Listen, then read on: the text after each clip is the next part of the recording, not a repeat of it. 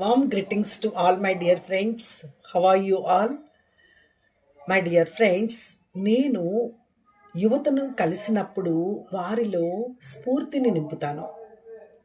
చిన్నారులతో మమేకమైనప్పుడు వారిలో జ్ఞానాన్ని నింపడానికి ప్రయత్నం చేస్తాను.